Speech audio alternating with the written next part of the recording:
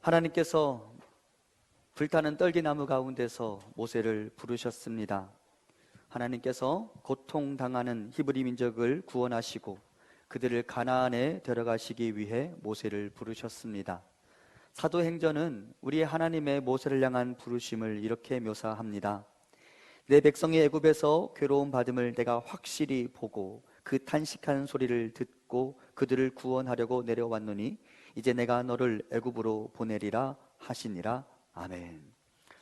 하나님께서 이스라엘 백성들의 기도 소리를 들으시고 그들의 아픈 현실을 보시고 그들을 구원하시기 위해 내가 내려가겠다라고 말씀하시고 그러면서 모세를 보내겠다라고 말씀하십니다. 그런데 말씀을 보면서 이런 생각이 들었습니다.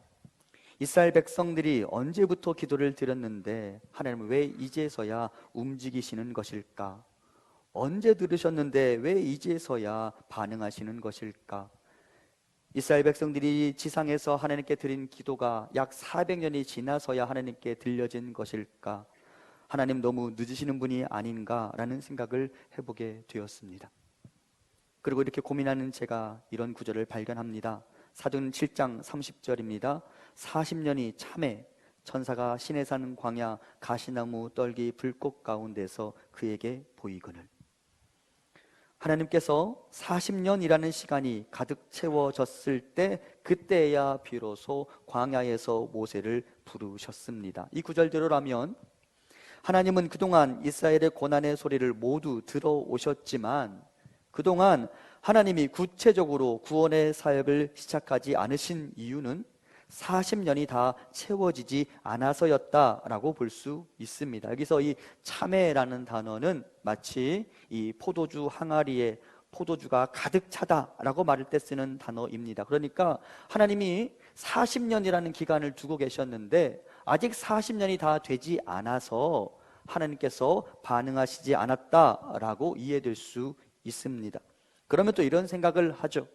그렇다면 하나님은 왜 40년이라는 시간이 다 채워지기를 기다리셔야만 했을까?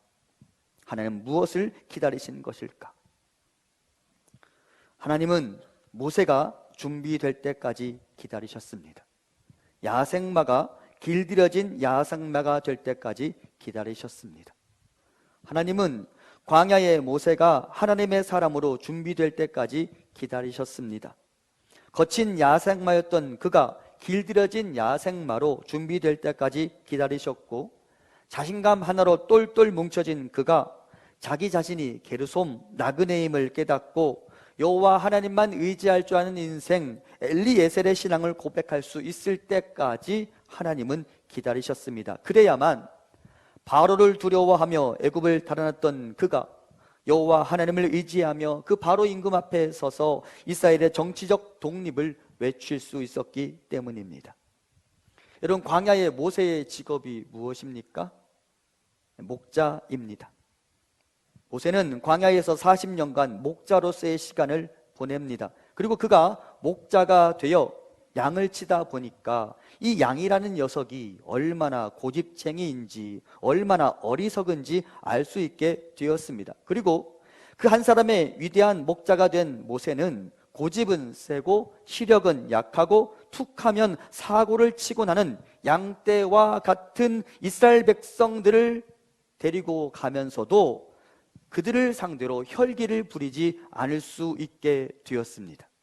여러분, 애굽에서의 모세라면 자기를 향하여 광야에 물이 없다고, 광야에 마늘이 없다고, 광야에 부추가 없다고 말하며 하나님을 원망하면서 또한 누구를 원망합니까?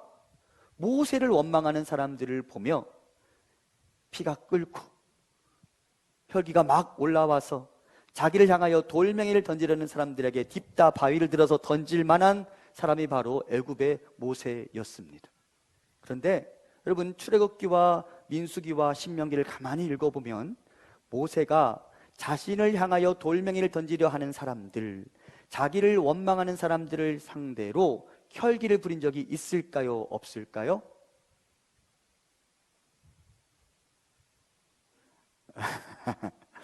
한 번 있습니다. 한 번.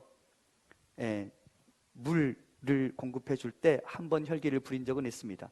하지만 이스라엘 백성들이 모세에게 보여준 반응에 비하면 모세는 참고 또 참을 수 있는 사람으로 바뀌었습니다. 그가 거친 야생마였는데 길들여진 야생마로 바뀐 것이고, 하나님은 야생마의 모세로서는 이스라엘 백성들을 애굽에서 끄집어 나와서 가나안으로 인도할 수 없다고 판단하시고, 모세가 준비될 때까지, 모세가 길들여진 야생마가 될 때까지 40년의 시간을 기다리셔야만 했습니다.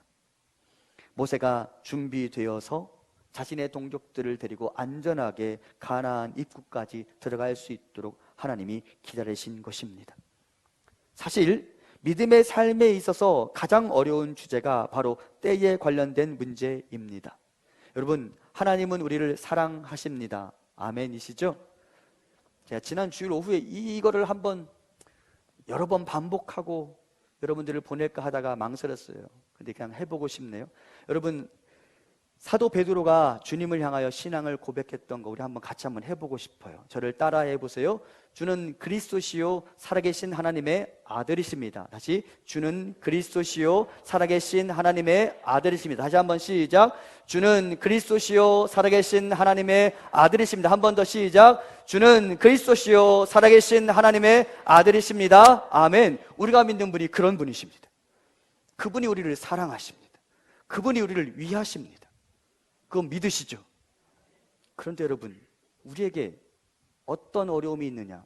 그거는 믿는데 하나님이 너무 늦어요. 그거는 믿는데 그분이 내가 원하는 타이밍에 일을 해주지 않으세요.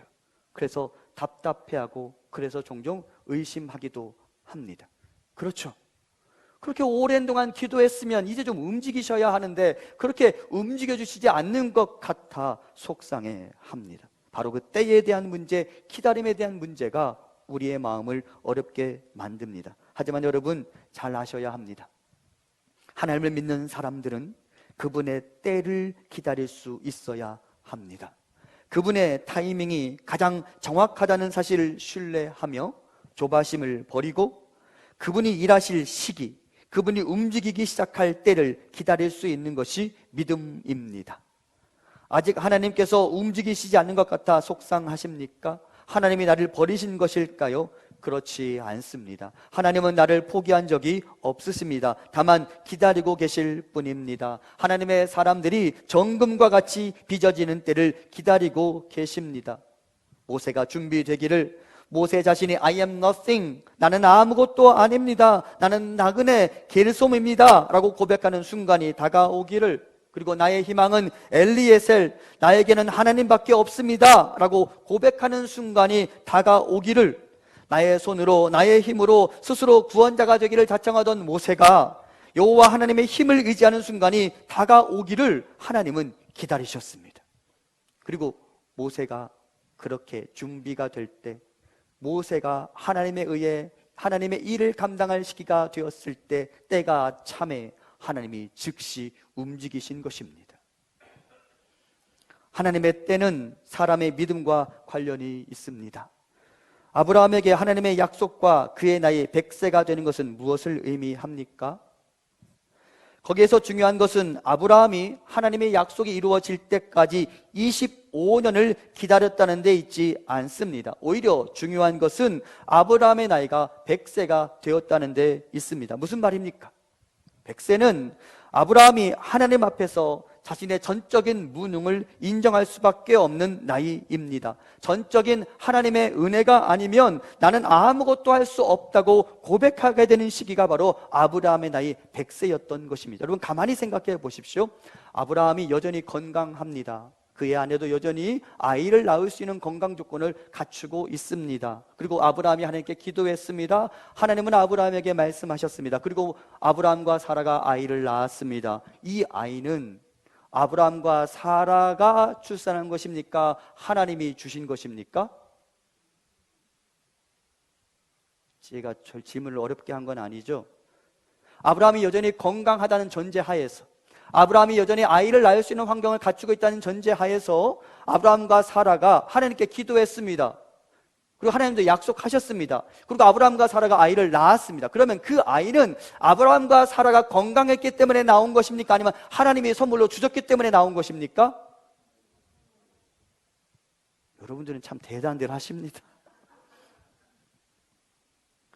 제가 만일 아브라함과 사라 입장이어서 제가 여전히 아이를 낳을 수 있는 건강을 가지고 있다면 이 아이가 하나님이 주셨다는 생각보다 내가 건강했으니까 낳은 거지, 내가 몸 관리를 잘했으니까 이 아이를 낳은 거지 라고 말하면 내 지분을 주장하고 싶을 것 같습니다. 절대 하나님께 100% 영광을 돌리고 싶지 않을 것 같습니다. 그러면 아브라함은 믿음의 사람이 될 수 없었어요. 믿음만으로 사는 사람이 될 수 없었어요. 그리고 하나님은 언제까지 기다리셨느냐?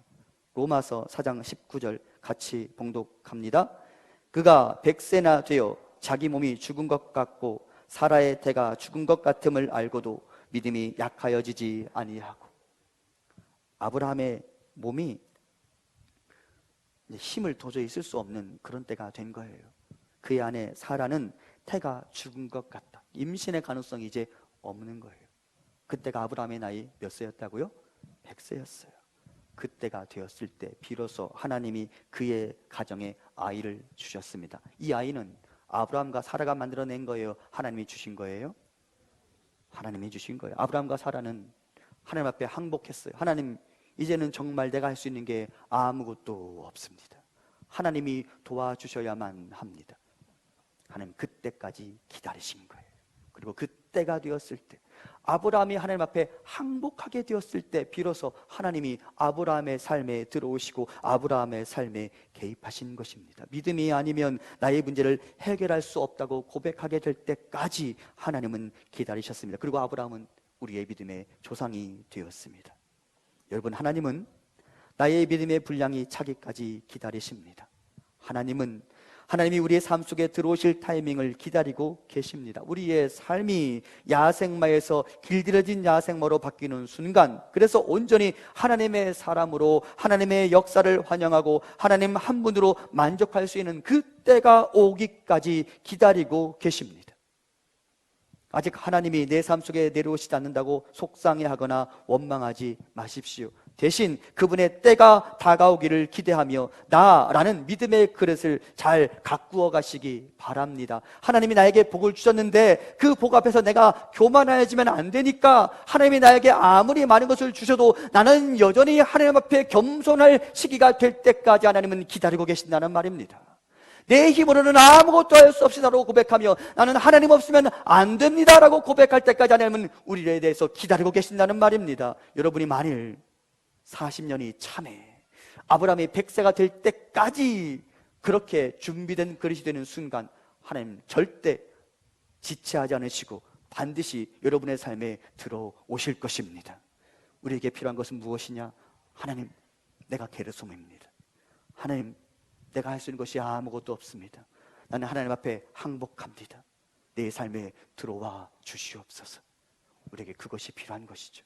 사랑하는 성도 여러분, 40년이 참회, 그 참회의 때가 우리 가운데 속히 임하기를 간절히 소망합니다. 우리가 준비되어졌으면 좋겠어요. 하나님의 은혜를 받아 누릴 만한 그릇들이 되었으면 좋겠어요. 그리고 하나님이 내게 주시는 은혜로 말미암아 나는 오히려 하나님으로부터 멀어지지 아니하며 도리어 하나님께로 가까이 갈 만한 믿음의 그릇으로 준비되어져서 하나님이 지체하지 않으시고 내 삶 가운데 내려오시는 은혜를 맛보는 우리 교회와 우리 성도님 되시기를 간절히 소망합니다. 결국 하나님은 이스라엘 백성들의 부르짖음을 들으시고 그에 응답하시면서 이렇게 말씀하셨습니다. 내가 내려가서 우리가 믿는 하나님은 영이시기에 몸을 가지고 계시지 않아서 우리는 이 땅에서 그분의 가시적인 몸을 볼 수는 없습니다. 그래서 지상에서 누군가가 그분의 형상을 보았다는 것은 언제나 그분의 아들이시면서 또 다른 하나님이신 성자 예수 그리스도를 보았다는 것을 의미합니다. 그래서 출애굽의 현장에 내려오신 하나님은 결국은 예수 그리스도의 강림을 의미한다고 말할 수 있습니다. 예를 들면 이스라엘이 광야를 거닐다가 물이 없어서 고통을 호소할 때에 하나님이 이렇게 말씀하셨습니다. 출애굽기 17장 6절 우리 같이 봉독합니다. 내가 호렙산에 있는 그 반석 위 거기서 내 앞에 서리니 너는 그 반석을 치라. 그것에서 물이 나오리니 백성이 마시리라. 모세가 이스라엘 장로들의 목전에서 그대로 행하니라. 아멘. 하나님이 말씀하신, 모세야, 내가 한 반석 위에 설 테니까 내려쳐라. 그러면 물이 나올 것이다. 그러면 그 내려와 계신 분은 도대체 누구인가? 그 내려와서 반석 위에 서 계신 분은 누구인가? 사도 바울은 나중에 고린도 교회에 보낸 편지에서 이 사건을 이렇게 해석합니다. 고린도서 10장 4절 같이 봉독합니다. 다 같은 신령한 음료를 마셨으니 이는 그들을 따르는 신령한 반석으로부터 마셨음에 그 반석은 곧 그리스도시라. 아멘. 거기 서 계셨던 분이 누구라고요? 예수 그리스도. 예수님이 그곳에 계셨습니다. 결국 모세는 반석 위에 계신 예수 그리스도를 내려쳤고 그 반석에서 샘물이 터져 나온 것입니다. 달리 말하면 예수님께서는 2000년 전 베들레헴에 처음 오신 것이 아니라 이 땅의 사람들이 하나님을 향하여 갈망할 때면, 오셔서 우리를 구원하소서라고 하나님을 향하여 기도할 때면 자주 이 땅에 내려오셔서 자신의 백성들을 돌보아 주셨다는 말입니다. 그 주님은 이전에도 내려오셨고 지금도 내려와 계시며 지금 여기에서 우리와 함께하고 계십니다. 이제 중요한 것은 내가 바로 여기 계신 하나님, 내려와 계신 하나님, 즉 예수 그리스도를 발견하고 내 삶에서 그분의 능력을 경험하며 살아가느냐의 문제만 남아있을 뿐입니다. 그러면 어떻게 하면 여기 내려와 계신 하나님을 지금 여기에서 만날 수 있을까요? 제가 신약에 나오는 두 부류의 사람들을 생각해 보게 되었습니다. 먼저 한 중풍병자와 그 친구들의 모습을 봅니다. 친구가 아파서 힘들어하고 있습니다. 그 친구들이 예수님이라는 분만 만나면 내 친구가 나을 것 같은데 라는 생각을 하고 예수님 계신 곳을 찾아갑니다. 그런데 예수님이 워낙 유명했던지라 예수님을 모신 그 집이 사람들로 바글바글했어요. 문 입구 자체가 막혀 있었어요. 그래서 어떻게 합니까? 친구들이 자신의 그 아픈 친구를 데리고 지붕으로 올라갑니다. 그리고 지붕을 뚫고 기와장을 뚫고 친구를 침상체 아래로 내립니다. 가만히 생각해 보세요. 지붕이 뜯겨지고 기와장이 벗겨지고 한 사람이 침상에 눕혀 있는 채로 바닥으로 내려오고 있습니다. 사람들이 수군거리기 시작했을 거예요. 그리고 예수님과 그 사람의 눈이 마주쳤습니다. 얼마나 어색했겠어요. 그리고 예수님이 위를 올려다 보니까 또 자기 친구들이 친구를 지금 내리고 있어요. 얼마나 어색했겠어요. 그 분위기가 망가졌을 거예요. 예수님이 설교를 하고 계셨는지도 모르고 예수님과 그들 사이에 아름다운 예배가 펼쳐졌는지도 모릅니다. 그런데 그 분위기가 망쳐졌어요.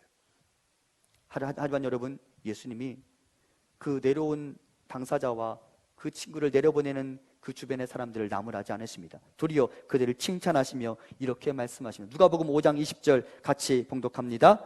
예수께서 그들의 믿음을 보시고 이르시되 이 사람아 내 죄사함을 받았느니라 하시니 아멘. 예수님 도리어 그들을 칭찬하십니다. 너희들이야말로 진짜 믿음이 있는 사람들이다. 지붕을 뚫다니 너희들이야말로 정말 대단한 사람들이다라고 말하며 그들을 칭찬하시고 그에게 사죄의 은총과 그의 육신의 질병을 고쳐주시는 은혜를 베풀어 주십니다. 어떤 사람이 여기 내려와 계신 주님을 만날 수 있는지 아십니까?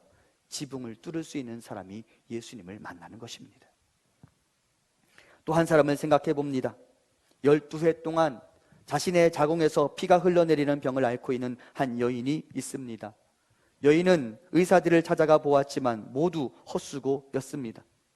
그리고 드디어 자신의 동네에 예수님이 나타나신다는 소식을 듣습니다. 하지만 자신은 사람들과의 접촉이 완전히 금지된 사람인지라 사람들 앞에 함부로 나아갈 수가 없었습니다. 하지만 그럼에도 불구하고 어떻게 해서든 예수님을 만나보고 싶었습니다. 그래서 그분의 이름을 함부로 부를 수도 없는 그녀가 조용히 예수님의 뒤로 가서 그분의 옷자락에 손을 댑니다. 그러면 나을 것 같았습니다.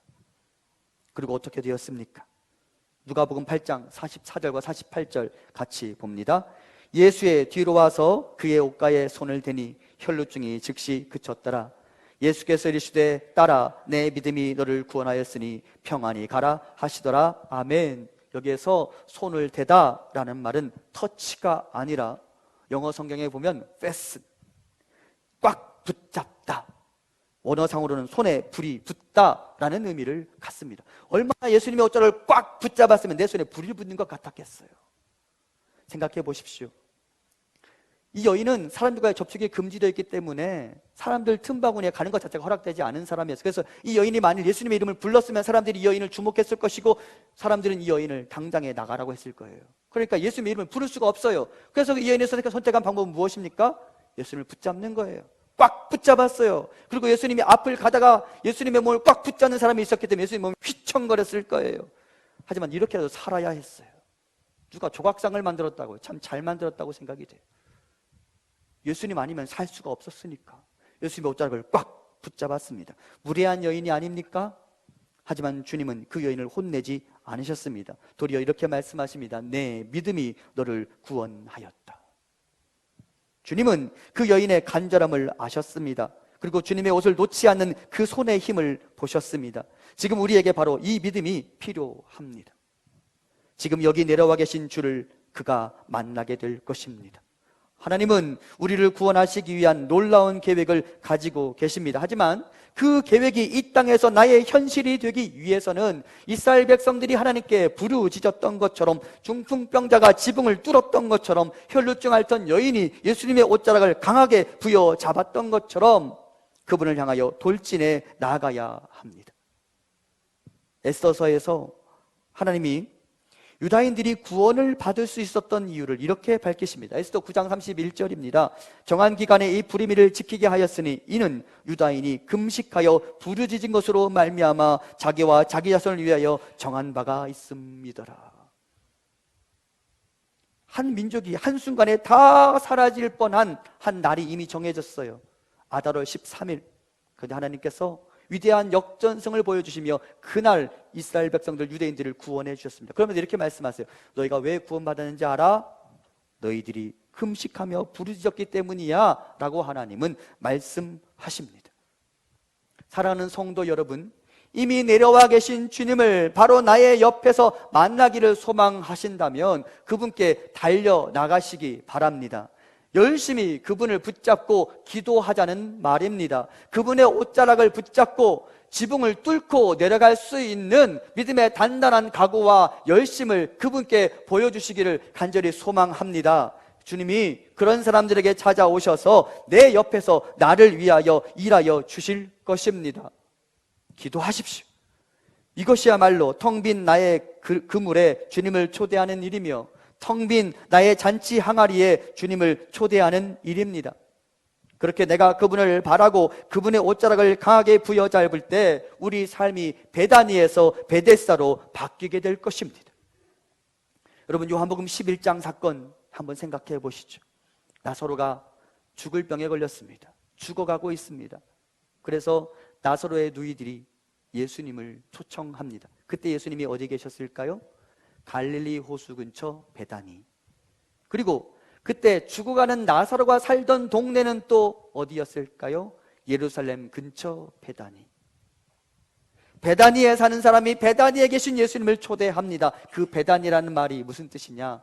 고통받는 자의 집, 번뇌하는 자의 집이라는 말입니다. 우리의 삶이 그렇죠. 우리의 삶이 그렇게 고통으로 가득 차 있죠. 그런데 여러분, 그 고통받는 자의 집에서 저 베다니에 계신 주님을 초대했더니 주님이 그 고통받는 자의 집 나사로의 무덤가 그 베다니에 찾아오셨더니 그곳에 근심과 아픔과 탄식이 다 사라져버렸습니다. 그 베다니가 베데스다가 되었습니다. 베데스다, 은혜의 집이 된 것이죠. 사랑하는 성도 여러분, 베다니 같은 우리 인생에 주님을 초대하면, 베다니 같은 우리 인생에서 그 주님을 꽉 부여잡으면 우리 삶이 베데스다로 바뀔 줄 믿습니다. 그러므로 사랑하는 성도 여러분, 주님께 달려가는 일에 망설이지 말아야 합니다. 주님을 여러분 인생에 초대하십시오. 주님을 강하게 붙잡으십시오. 지붕을 뚫으십시오. 그가 바로 여기 계신 주님을 만나게 될 것이고, 나는 여기에서 내 삶 가운데 내려오셔서 나를 구원하시는 하나님을 만나게 될 것이며, 내가 그분을 만나는 나의 삶의 자리가 바로 나의 성지가 될 것입니다. 우리 모든 성도님들의 삶이 주님을 향하여 앞으로 달려나아가 주님의 옷자락을 꽉 붙잡고, 주님 돕지 않으시면 내가 주님 곁을 떠나지 않을 것입니다라고 말하며 주님께 매달려 있어서 바로 그 자리에서 내 곁에 오셔서 나를 도우시는 여호와 하나님을 만나는 성지와 성지로 가득한 우리 삶이 되기를 간절히 소망합니다.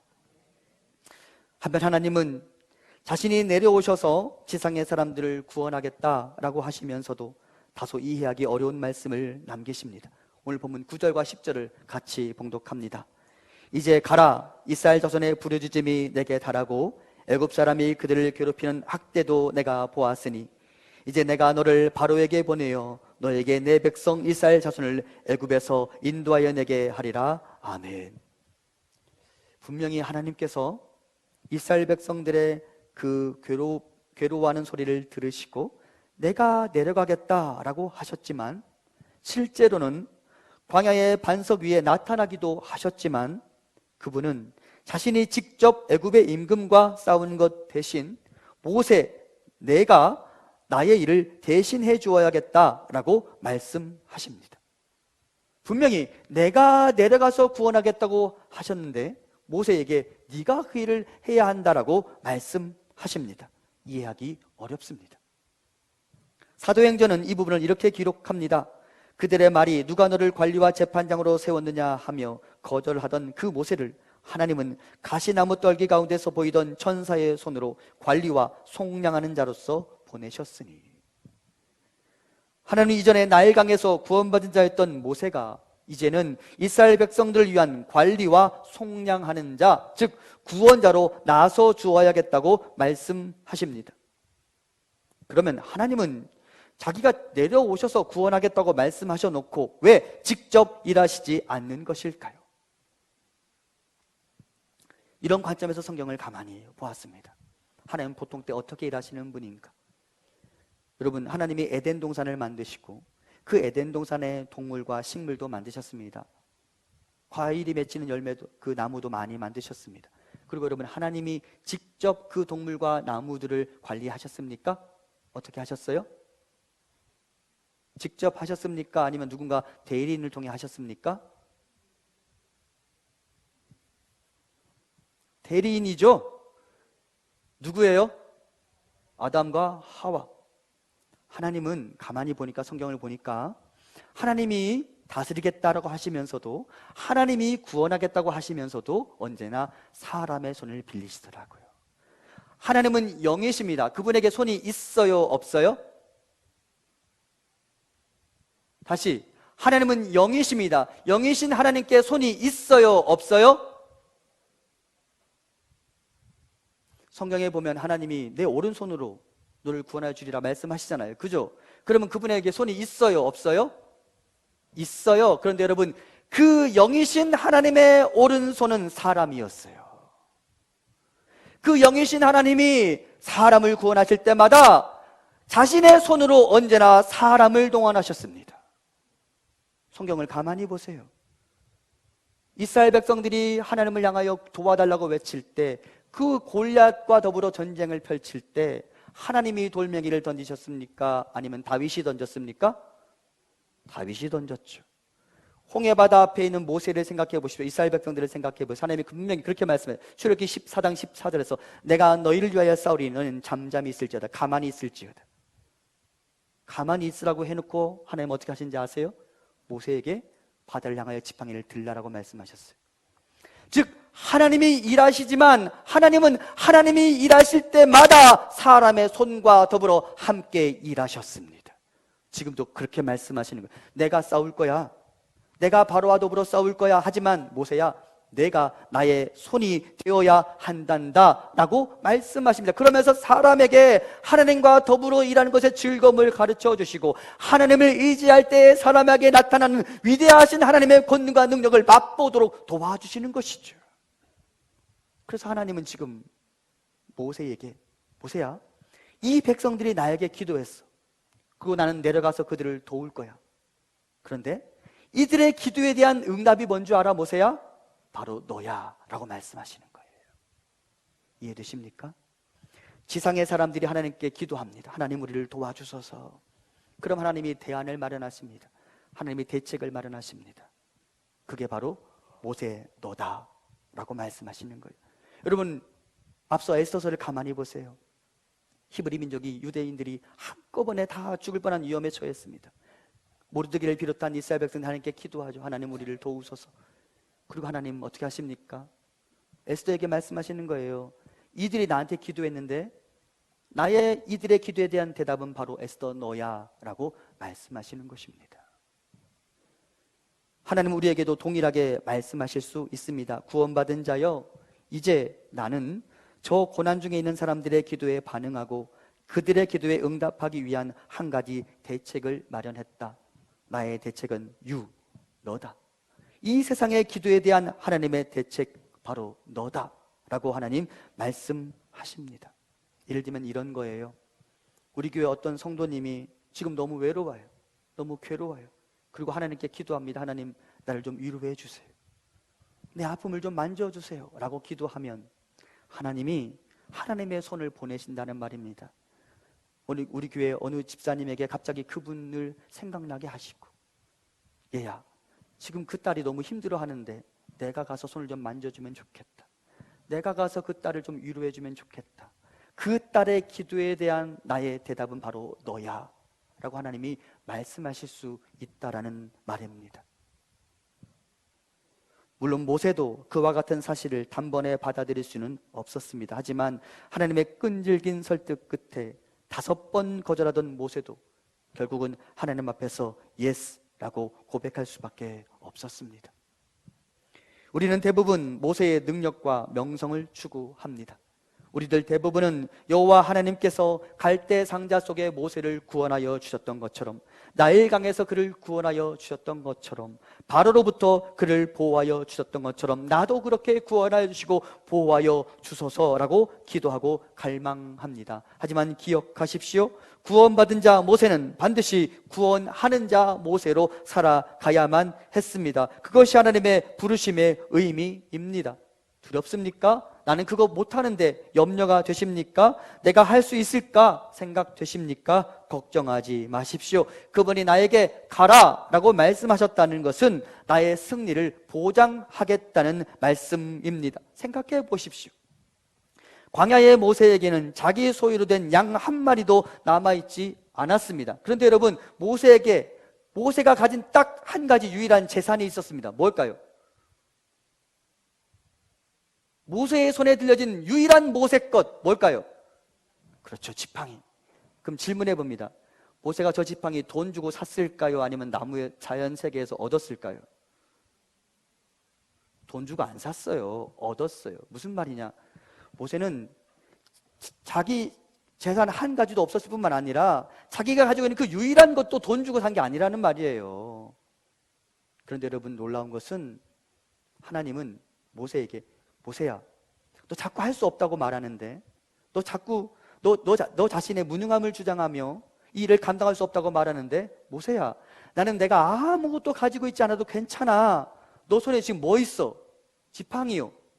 그러면 하나님 그렇게 말씀해. 그거면 돼. 그거면 돼. 예를 들면 여러분 가만히 생각해 보세요. 내 옆에 5,000명의 사람들이 지금 굶어가고 있습니다. 내 손에는 보리떡 5개와 물고기 2마리밖에 없습니다. 하나님이 나를 보내십니다. 희준아, 가서 저들을 먹여라. 그럼 제가 대답하겠죠. 가진 게 없는데요. 보리떡 5개와 물고기 2마리밖에 없는데요. 하나님 말씀하십니다. 그거면 된다고. 그거면 된다고. 내가 물고기를 잡으려고 밤새도록 노력해 보았습니다. 물고기를 한 마리도 낚지 못한 나의 그물만 여기 있습니다. 하나님, 나 할 수 없어요. 그럼 하나님 나에게 말씀하시겠죠. 내 손에 뭐가 있냐? 어젯밤에 열심히 일했는데도 실패했던 그물밖에 없어요. 그럼 하나님 나에게 말씀하십니다. 그거면 된다. 내 손에 있는 게 아무리 볼품없어 보여도 나는 너면 돼. 나는 너라는 사람만 있으면 돼. 너의 아멘만 있으면 돼. 그러면 내가 너와 함께 일할 거야 라고 말씀하십니다. 하나님이 모세와 함께 하셨습니다. 모세의 지팡이와 함께 하셨습니다. 출애굽기 4장 17절입니다. 너는 이 지팡이를 손에 잡고 이것으로 이적을 행할지니라. 4장 20절입니다. 모세가 그의 아내와 아들들을 나귀에 태우고 애굽으로 돌아가는데 모세가 하나님의 지팡이를 손에 잡았더라. 사랑하는 성도 여러분, 지팡이 그것 하나면 됩니다. 나는 무능합니다라고 말하지 마십시오. 그분이 가라고 하시면 나가기만 하면 됩니다. 우리 함께 빌립보서 4장 13절 같이 봉독합니다. 내게 능력 주시는 자 안에서 내가 모든 것을 할 수 있느니라. 아멘. 어느 누구라도 하나님이 사용하시는 하나님의 대책이 될 수 있습니다. 내 손에 지팡이만 들려있다 할지라도. 한 가지 일화를 소개합니다. 2011년 9월 23일 한 중국집 배달부의 교통사고가 9시 뉴스 시간에 보도되었습니다. 매우 이례적인 일입니다. 알고 보니 그의 인생이 많은 사람들의 눈물을 자아내게 만드는 삶이었습니다. 그는 고아로 자라나서 여러 가지 일을 전전하다가 나이트클럽에서 일을 하게 됩니다. 그리고 자신이 일하던 나이트클럽과 관련하여 폭행 사건에 휘말려 교도소에 들어가게 됩니다. 그리고 어느 날 교도소에서 한 권의 잡지를 읽게 되는데 어린이 재단이라는 그런 후원기관에서 발행한 사과나무라는 잡지였습니다. 그날 그가 읽은 기사에는 한 소년 가장과 어린 여동생 둘의 이야기가 기록되어 있었습니다. 이 소년 가장은 장차 국가대표 축구선수가 되는 꿈을 가지고 있었고 그의 여동생 둘 중 한 아이는 소위 꼽추라고 불리는 척추 장애를 가지고 있었습니다. 그 아이들의 삶이 어찌 행복하다고 말할 수 있겠습니까? 그날 그가 읽은 기사에는 이제 막 초등학교를 입학하게 되는 여동생의 가방을 사주고 싶다는 소년 가장의 글이 기록되어 있었습니다. 그리고 이 사람이 이 가정을 돕기로 결정합니다. 알고 보니까 저도 몰랐는데 여러분, 교도소에 그 영화 같은 데 보면 교도소에 사람들이 일하잖아요. 그렇죠? 그거 다 나중에 월급을 받는 거더라고요. 나갈 때, 교도소를 나갈 때 그 돈을 받더라고요. 이 사람이 지금 당장에 돈이 없으니까 교도소 관리하는 분에게 가서 내가 지금 돈이 없는데 저 아이들에게 좀 돈을 보내주고 싶으니까 미리 좀 갑을 좀 합시다.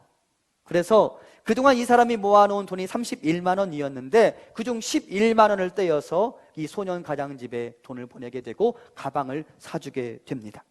그리고 어느 날 이 사람에게 편지가 한 통 날아옵니다.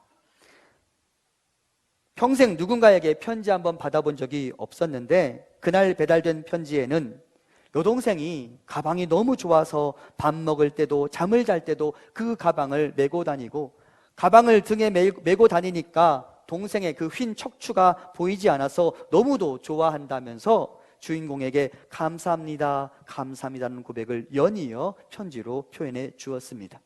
그리고 이날 주인공이 편지를 읽고 하염없이 눈물을 흘렸습니다. 평생 누군가에게 감사한 사람이 되어본 적이 없고 그런 말도 들어본 적이 없었는데 이 소년의 편지가 주인공을 울게 만든 것입니다. 이후 이 사람이 출소를 하고 중국집 배달원이 되었으며 자신의 월급 70만 원을 가지고 어린이 재단 아이 5명을 후원하게 되고 그 좋은 소문이 청와대까지 들어가서 그곳에서 대통령과 오찬을 갖기도 했습니다. 그러던 어느 날 이 배달원이 폐렴이라는 병을 얻게 되었고 몸이 아픈 자기를 보면서 근심하게 됩니다. 내가 죽으면 이 아이들을 향한 후원이 끊길 텐데 어찌해야 할까? 그러다가 이 사람이 찾아낸 방법이 보험을 드는 겁니다. 보험회사에 찾아갔습니다. 나 보험을 꼭 들어야만 합니다. 그리고 보험회사에서 계속 거절하죠. 안 된다고. 당신은 우리가 믿고 보험을 가입시켜 줄 수 없다고. 하지만 이 사람이 포기하지 않고 계속해서 같은 지점을 찾아갔고 그 보험회사의 지점장이 그 사실을 알고 자기가 보험에 들어놓아야만 이 어린아이들을 계속 후원할 수 있을 것 같다고 말하는 이 사람의 사정을 들어주며 불가능을 가능하게 만들었다고 그 사람에게 이야기하면서 나도 어떻게 하면 그 아이들을 도울 수 있는지 그 지점장이 묻기에 이릅니다. 그리고 사고가 난 바로 그날 자신이 후원하는 어린이의 생일 선물로 MP3와 그리고 또 다른 아이의 입학 선물로 옷을 사주기로 통화를 하면서 배달을 하다가 차에 치여 교통사고를 당하고 병원에 실려가 숨을 거두게 됩니다. 그 주변의 모든 사람들이 그의 죽음을 안타까워했을 뿐 아니라 후원을 받던 당사자인 학생들도 그의 빈소에 달려와서 애도를 표합니다. 이 사람의 이름이 김우수이며 그분이 머물던 고시원에는 언제나 그분이 읽고 또 읽던 시편 23편이 펴있는 성경책만 남아 있었습니다. 고난 중에 크리스찬이 된 그는 어느새 한 소년 가장집에 보내신 하나님의 대책, 한 소년 가장집에 보내신 하나님의 기도 응답이 되었습니다. 이분의 감동적인 삶이 철가방 우수씨라는 영화로 제작되었었습니다. 월급 70만 원의 전과를 가진 중국집 배달원은 한 소년 가장집의 기도에 대한 하나님의 응답이 되었습니다. 한 가정의 소년 가장이 우리를 구원하소서라고 기도했을 때에 하나님이 그 가정에 보내주신 하나님의 기도 응답 대책이 바로 김우수 씨였습니다. 그렇다면 우리도 그렇게 될 수 있지 않겠습니까? 이제 여러분도 나를 구원하신 하나님의 부르심에 감동하고 감사하며 나를 구원하신 하나님이 나를 구원하는 자로 파송하신다면 그 부르심에 예스 하시기 바랍니다.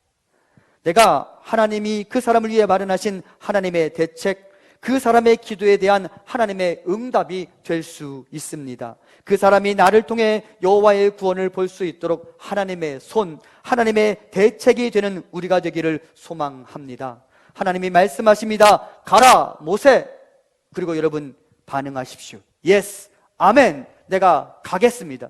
내가 그들의 기도에 대한 하나님의 응답, 그들의 기도에 대한 하나님의 대책, 그들의 기도에 반응하기 위하여 하나님이 사용하시는 하나님의 손이 되기를 원합니다. 하나님 나를 보내주시옵소서. 이것이 저와 여러분의 기도와 소원이 될 수 있기를 간절히 소망합니다. 하나님 우리에게 가라라고 말씀하시면 나는 할 수 없어요, 내가 가진 게 없어요 라고 말하지 마세요. 지팡이면 돼요, 오병이어면 돼요, 그거면 돼요. 그거면 하나님이 일하겠다고 하시니 하나님의 부르심에 망설이지 않고 네 주님 제가 가겠습니다 라고 말하는 믿음의 성도님들과 우리 교회가 되기를 간절히 소망합니다.